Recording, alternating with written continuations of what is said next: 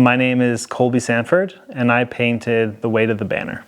I'm Bryan Ebmeyer, and I am a private collector. I wake up when the kids get up, and I blindly kind of fumble around to try and either find them breakfast and me a paintbrush or a pencil or something. And that's kind of how the whole day goes. I don't ever block out long bits of time to say, this is when I'm painting. It's just like, okay, nap time, I'm going to do some painting. Or the daughter has dance. Well, I'm going to sit in the car while she's dancing, and I have a little painting that I can sit, hop over to the passenger seat, and all of a sudden that's the studio. So really my philosophy is to get art and life as closely enmeshed as possible. I think that gives me the best results. Bringing them together in that way makes it feel alive.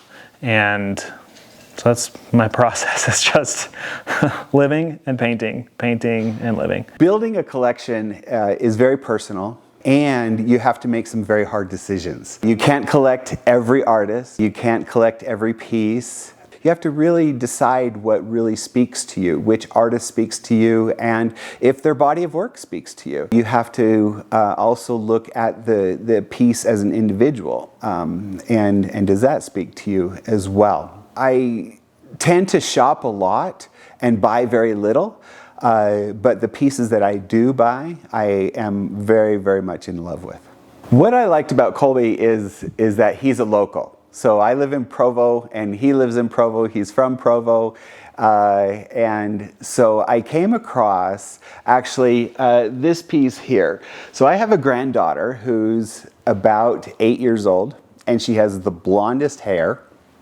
And she sometimes wears it in a braid, just like this. So this piece really spoke to me because of my connection with my granddaughter. But what that did is that led to an opportunity to meet Colby, and he was so kind and invited me to his studio, and I looked at additional pieces that he was working on at the time and started investigating and researching his body of work. And so you can see that I found a few others that spoke to me that I really, really loved. We've just had this great personal relationship ever since, and I've been watching and collecting a few pieces here and there. I've had this piece about three years, and I usually do hang it in a very prominent place. I do love the theme that speaks to me, and I also love the quality of the art. I usually always like to have it hanging around. The Weight of the Banner is a muted palette, which all of my work is because it's very limited. The composition is interesting. There were a few times when I painted in a garage, and there happened to be a miter saw close by, and so I just cut the corners off and kind of cobbled together. You can kind of tell the surface has a little bit of texture to it, which I avoid nowadays. But this was a time when I didn't really have much in terms of like proper instruments and like the right panels. And I just found materials, and I would make my own frames, my own panels, and kind of cobble it together. In some ways I miss that era. It's really fun to see the texture and to have that story behind it, if nothing else than just for myself. The Weight of the Banner is a very, very specific piece that spoke to me. I look at it from two different perspectives. I love how hunched his shoulders are, and how his face is toward the ground. That spoke to me originally. The figure itself is pretty simple, and when I think about paintings, I think pretty quickly about composition, and the central figure with the horizontal that felt really good, but there were some dead spots in the corner. And instead of trying to fill them in, I just kind of cut them off, and I think that actually it helped a lot. And it's not an arch, it's a little bit more rough, And I'm sure if you measured it, you would be able to tell like, this corner's more than that one or something. But it is, I think it adds to the honesty of the painting. But then when I stared at it more and more, two schools of thought came into my mind. Did he just pick up the banner after a long, hard-fought victory, and now he's walking away, hunched over because a victory has its cost? Or did he take the banner and is ready to plant the banner in attitude of defeat?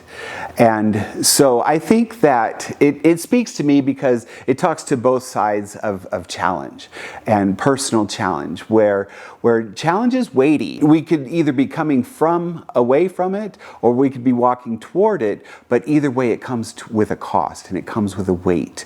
There was a while when I was thinking about flags. We had taken a trip to Bali, and that was during an election time.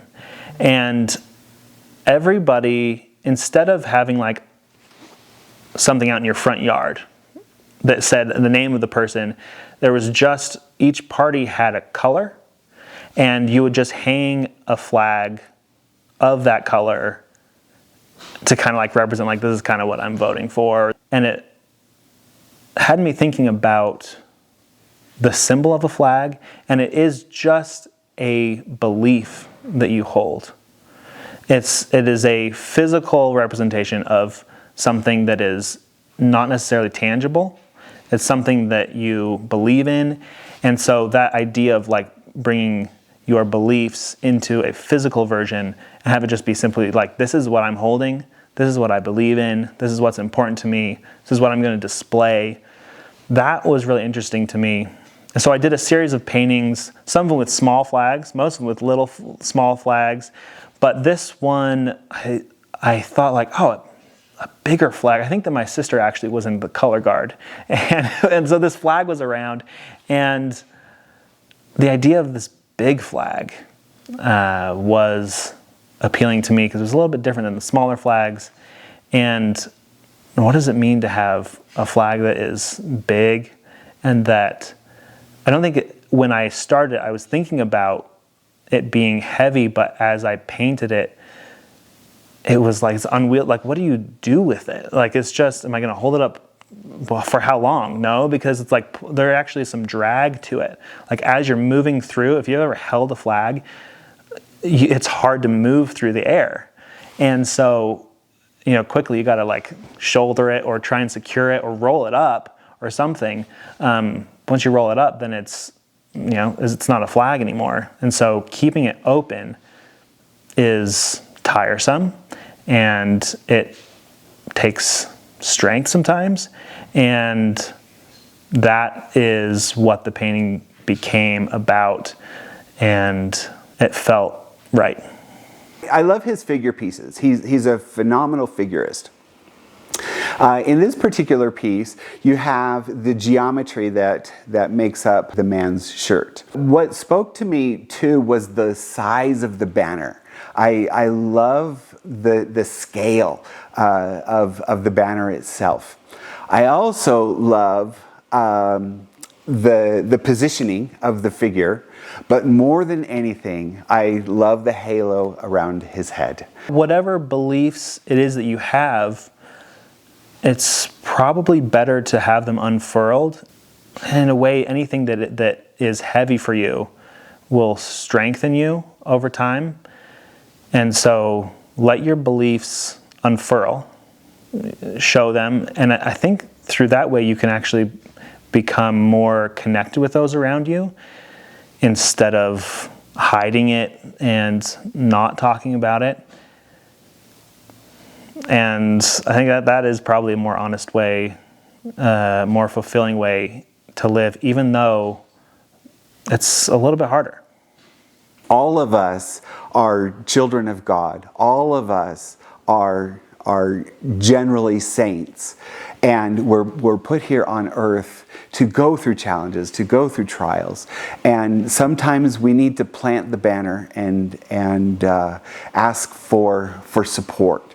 Sometimes we walk away with the banner on our shoulder after a great victory that maybe made us tired.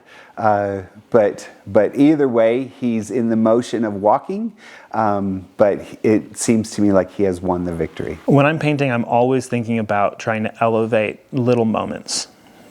A painting is something that takes time, and there's something weird where when you look at a painting, you can sense that time.